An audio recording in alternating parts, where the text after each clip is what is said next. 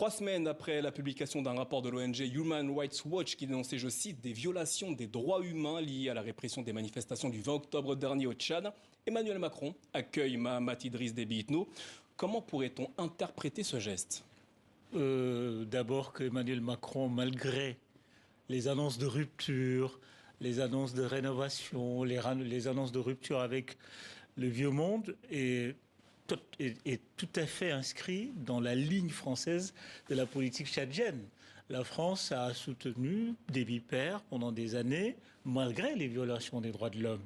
La France a soutenu dans des périodes très critiques.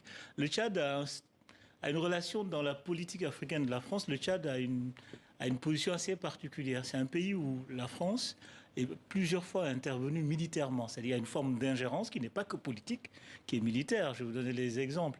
En 2008, le régime de Déby Père a été sauvé par la France, grâce à l'aide de la France, alors que les rebelles étaient à N'Djamena, quasiment le palais présidentiel à portée. De façon plus récente, l'appui aérien a permis d'arrêter les troupes du FAT. Donc il y a une forme d'ingérence, une tradition d'ingérence dans la vie politique tchadienne, française, qui est là, qui est factuelle, qui s'inscrit dans une histoire certes complexe, mais qui est la réalité. Deuxième chose très importante, qui aussi montre, enfin, qui dénote d'une forme de particularisme. On assiste à un retour des coups d'État en Afrique. Okay, Guinée, Mali, Burkina. Et en fait, pour le cas tchadien, la doctrine française a décidé que ce n'était pas un coup d'État. Or, tous les constituants du coup d'État, on les retrouve au Tchad. Même si il y a une situation particulière, donc le président de la République me recombat, mais il y a eu rupture de l'ordre constitutionnel. Parce que le fils Déby n'est pas le dauphin constitutionnel. Certes, le dauphin constitutionnel s'est désisté, mais ça a ouvert un espace, un vide. Et voilà, donc rupture de l'ordre constitutionnel. Et puis, deuxième chose, c'est l'armée qui porte au pouvoir Déby.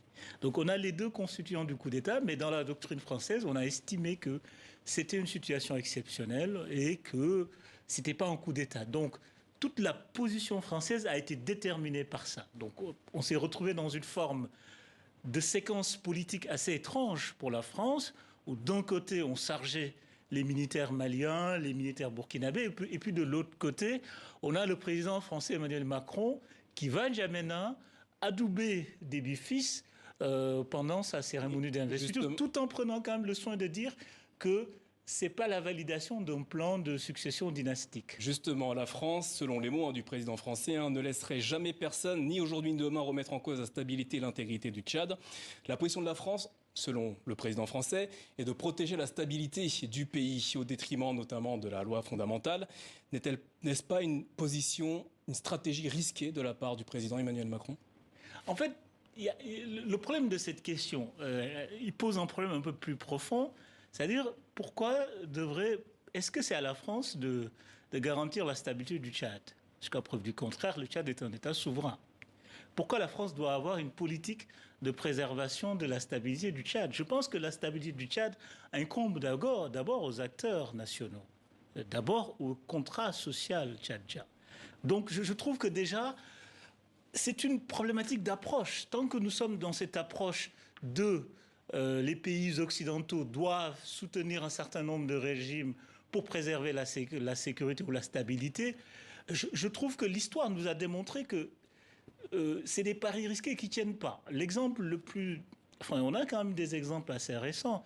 Pendant longtemps, on savait, en Tunisie par exemple, que le régime de Ben Ali était un régime policier, dictature, etc. Mais il y avait cette théorie de la stabilité, c'est-à-dire on a un régime fort, même si ça viole les droits de l'homme, même si le pouvoir n'est pas assez inclusif, même si les élections ne sont pas démocratiques, comme il y a un ordre, il y a un ordre militaire, il y a des enjeux stratégiques, donc au nom de la stabilité, on maintient. Comme si la stabilité n'était pas possible autrement. Parce que ça veut dire que ça postule quoi la position française? Que la stabilité du Tchad n'est pas possible en dehors de l'ordre militaire.